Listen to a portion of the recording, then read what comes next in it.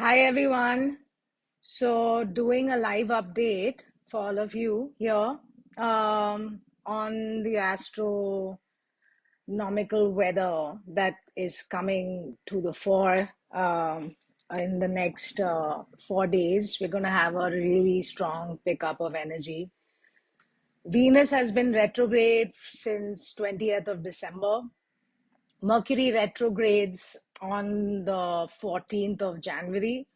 And after Makkar Sankranti on the 14th of January, when Sun enters Capricorn, the energy is going to start to pick up. You must be feeling a kind of a stagnation of energy since the 20th of December. Things must have slowed down, but now the action time has actually arrived, and this energy in 2022 is an intense one for the first 4 months. It's something I had put up in my update earlier. So I wanted to emphasize first about the Rahu Ketu axis that has been in Taurus and Scorpio since September of 2020. The work of Taurus and Scorpio is still not done. So Rahu and Ketu entered Taurus and Scorpio in September of 2020. And all of us have been really digging down deep into the subconscious underground, which is Scorpio, and really facing our fears and seeing who we are for what we look at life with, because Scorpio is really like the deep subconscious mind of an individual. Wherever Scorpio lies is basically where most of your deep psychological fears are. And Taurus has got a lot to do with the kind of wealth you're born into in your family, what you have when you were born. The security of an individual is Taurus. And when Rahu has shifted into Taurus and Ketu has been in Scorpio, Ketu has really been grunging and bringing out these subconscious fears. And Rahu has been really making you like focus on who you are, what you have as an individual. And eclipses have happened here. So the first eclipse happened in December of 2020, the lunar and the solar eclipse in these 2 points. Then you had another eclipse in June of 2021. And now also there was an eclipse again in these 2 points in December of 20, between November and December of 2021. So usually there are about 3 eclipses that happen in these points, and then Rahu and Ketu shift signs every 18 months. And they bring emphasis on the two signs that they move over. So whatever process that started in September of 2020, the first eclipse actually, when Rahu was in Mrigashira Nakshatra, it brought like the searching and understanding of there is something wrong here, right? We all had something going wrong at that point of time in our life, some shifts when it came to our security. And then it moved to Rohini Nakshatra, where you're looking into your mind and it's a moon nakshatra. So you're looking into your mind and you're saying, okay, now I've located the issue. So this is by June of 2021, you would have located the issue and really cornered in on what the issue is in that area of your life where Taurus is, where your security lies, and also where your fears lie. You really have faced your fears in during this eclipse in June of 2021. Now, in the third eclipse point is when Rahu has moved to Kritika Nakshatra and Ketu has moved to Anuradha Nakshatra, which is the nakshatra of Saturn itself, and Kritika being the nakshatra of the Sun. Sun and Saturn don't get along. But here's the very interesting part about Makkar Sankranti this year is that Sun is moving into the sign of Capricorn with Saturn, and they don't really get along. So this is the time where one has to really stand strong for the truth. And here's where Venus actually has a role to play, because Venus is retrograde and has gone into Sagittarius in the nakshatra of Purva Ashada, which is the nakshatra of cornering in on the truth of your desire in life. All of us have certain desires, right? Without desire, you don't have human form and human life, because in the end of the day, you've come into this world to fulfill your desires so that you can go closer and closer to God. Because if you have no desire, you have only a sannyasi within you, which can actually pray for the world and stay alive. But the reason you are in the world and in society and having desires, and you're fulfilling them and actually getting down to the truth of it and overcoming your subconscious fears to actually fulfill your desire. So, Venus in the last 20 days has been retrograde and has had you focus on what you truly desire in your life and examining that truth about it and seeing whether, and seeing how the action is going to form with it. So Mars at the same time, which has given us this energy and has moved into its own sign of Scorpio. So it's starting to bring this determinational strength in all of us to fulfill what the mandate was that came about after September 2020. So the game is not over yet, because now the real action is going to happen where you are going to start stepping ahead and taking the action for fulfilling that desire that you have wanted to, like, it's been troubling you since 2006. So I would say that this is a deep seated desire that all of us are dealing with in individually, wherever Scorpio and Taurus lie in your chart. Scorpio is going to help Taurus to like win, right? And Rahu is going to really help you like kind of put fire, cut the cords to whatever is distressing in the situation and move forward in making you achieve what you really want, since you've gone through the issues of it. And so I'd say something about desire, tell you a story. Like, if there's a person who goes to an ashram and wants to become a sannyasi, right? And he has to fulfill 8 years of practice before he can actually become a sannyasi. And he says, I have no desire, I just want to serve the guru.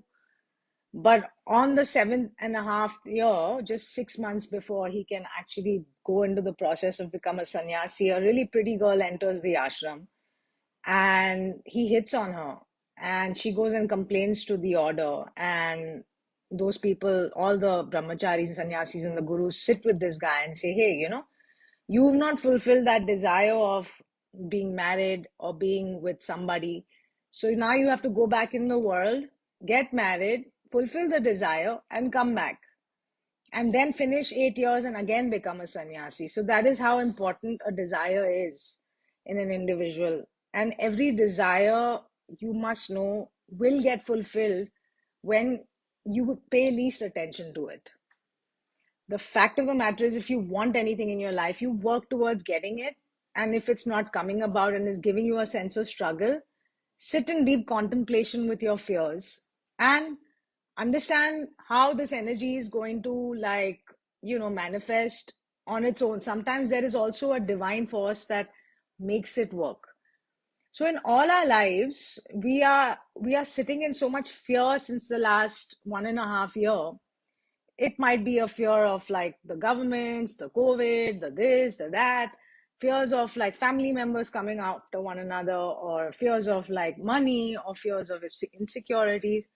I would say, rest assured, in the next 4 months, everyone is going to be working towards overcoming this fear and actually achieving what Taurus has to bring in their charts. So I've put the key dates over here of the escalation of energies, but one of the main dates that I emphasize about on is 27th of January to 9th of February, when Saturn, who is in Capricorn at this present moment, is in the fourth pada, which is the fourth channel of Shravana nakshatra. Shravana nakshatra is the nakshatra of the moon itself, and Capricorn is right opposite Cancer, which is the sign of the moon itself. So I would say that when the moon comes in between the axis of Rahu Ketu, right now we have a Kal Sarpa dosh every 14 days. So that means between Rahu and Ketu, the moon is moving 15 days on this side of the axis and 15 days on this side of the axis. And on this side of the axis, between Ketu and Rahu, are basically all the planets. So when moon moves into this matrix of the Kalsar Pradosh on the 27th of January to the 9th of February, you will have extreme potent action happening in achieving the goal in what you have gone out to seek since December of 2020. So I would say that these are the key dates to actually remember when it comes to really fulfilling that goal, which Rahu and Ketu have put you upon since December of 2020. Shravana is a nakshatra of doing things three times over. So the omen is always thrice. So, and the eclipses have also been in threes in this Rahu Ketu axis. So the eclipse energy is not gone yet. And Venus is really helping right now to get rooted into the truth and and making you work towards it. Now, 15th of January, Mercury will retrograde in Capricorn, and it's going to retrograde between Saturn, Sun, and Pluto. And so, this Mercury retrograde is a very important one to really align your intelligence towards catching the suffering. Do not fear it, because Scorpio is testing you. Ketu and Scorpio is testing you. It's time to like really let go of the fear and go ahead and have a dialogue. Go ahead and speak your truth in achieving that goal that you want to achieve.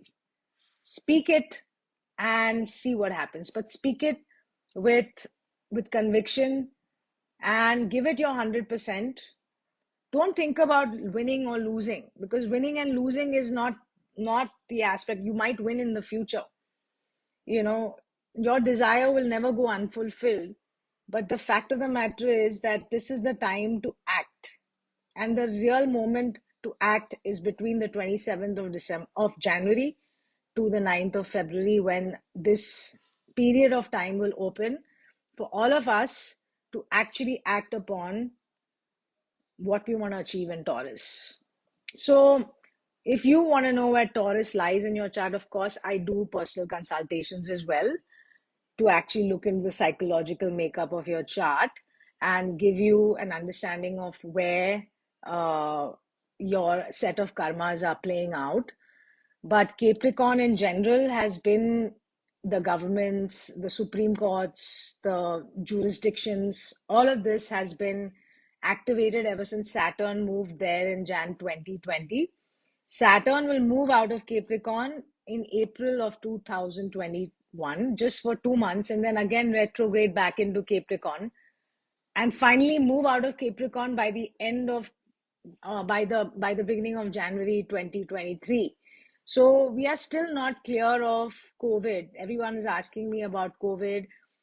Yes, there is herd immunity coming in with the Omicron, but people need to be safe about the long COVID that's going to come after you get infected. That is something to worry about, because I had COVID myself, and I would say that the long COVID was a huge suffering for me. And I had to really amplify my diet and my exercise routine in accordance to like tweaking my immunity. So work really hard on keeping your immunity up.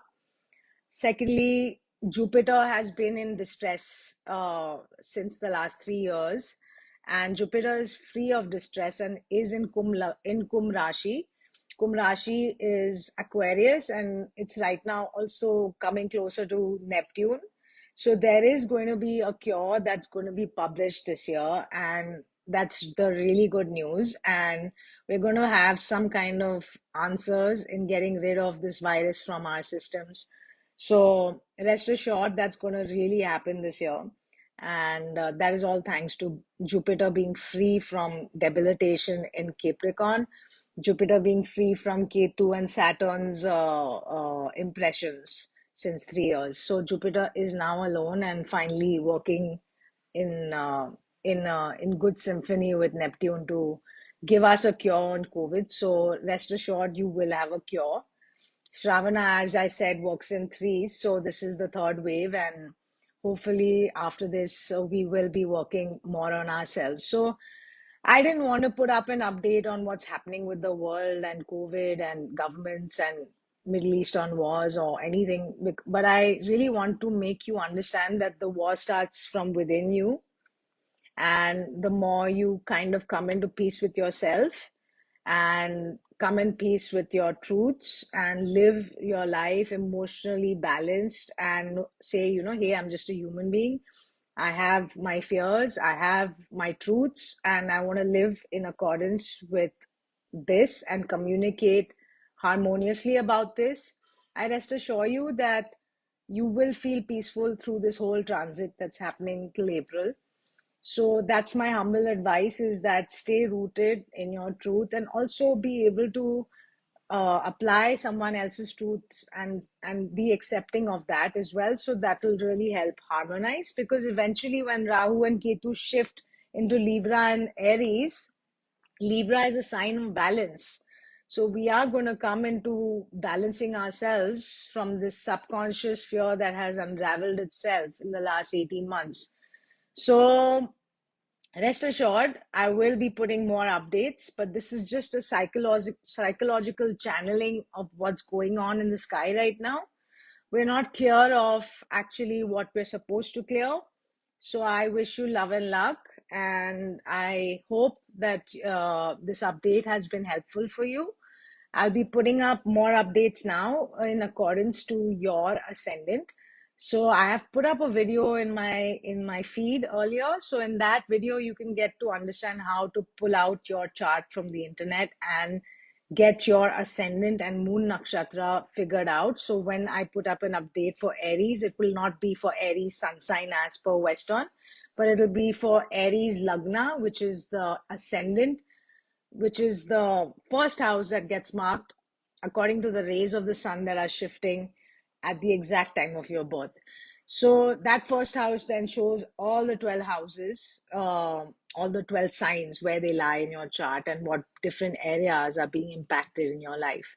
So I'll be putting updates as per ascendants and moon nakshatras. So stay tuned, and I hope this update has been helpful for you to understand the basic psychological makeup of what's happening in the sky. And I wish you luck, and I've put the dates in this update. So pay attention to the dates, see the rhythm of what's going to happen, stay calm, stay cool, and rooted in your truth. Lots of love. Bye, da.